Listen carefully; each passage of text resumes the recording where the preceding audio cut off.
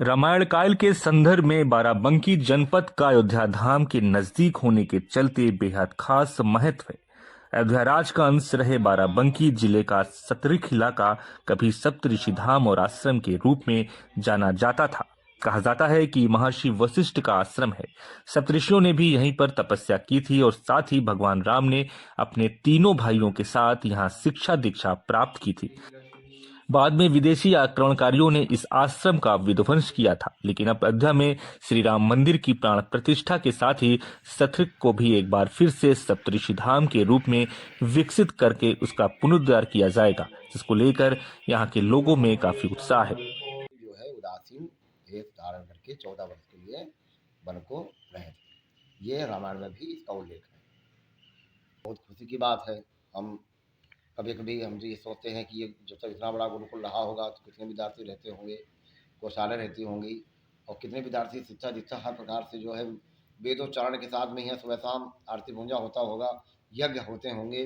तो ये यहाँ का वातावरण एक दैविक स्वरूप में ही प्रथम स्वर्ग जैसा लगता होगा, जहाँ पर गुरुकुल बन जाता है। वो भी भगवान श्री रामचंद्र का, जहाँ पर उनके कदम पड़े और ऐसे महान पुरुष लोग ने आकर के यहाँ शिक्षा दीक्षा लिया।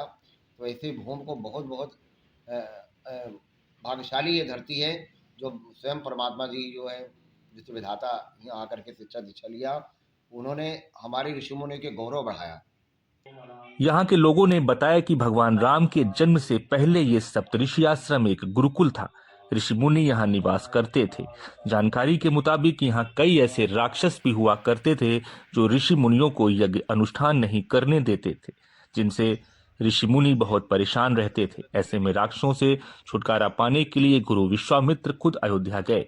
उन्होंने वहां देखा कि राम 13 वर्ष की आयु के हो गए हैं, जिसके बाद गुरु विश्वामित्र ने राजा दशरथ से चारों भाइयों को मांगा और सप्तऋषि आश्रम लेकर आए।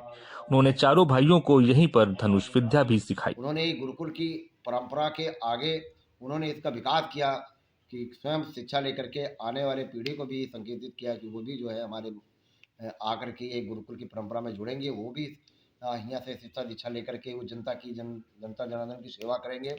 और इससे जो है हमारे समाज में जो मनुष्य का स्वभाव होता है, जैसे क्षमा हो गया, शील हो गया, दया हो गई, तो ये भावनाएं कहाँ गुरुकुल से ही प्राप्त होती हैं, अन्यथा अन्य स्कूल में कहाँ ये अब प्राप्त हो सकती थी।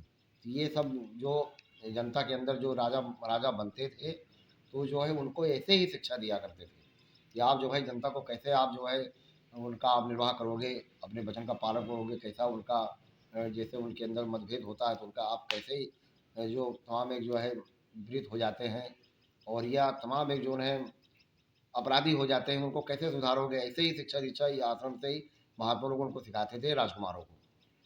यहाँ के महंत नानक शरणदास उदासीन ने बताया कि धनुष विद्या सीखने के बाद प्रभु राम ने सभी राक्षसों का संहार किया। आज भी इस आश्रम में ऐसी कई चीजें हैं जो इन सभी बातों का प्रमाण देती हैं।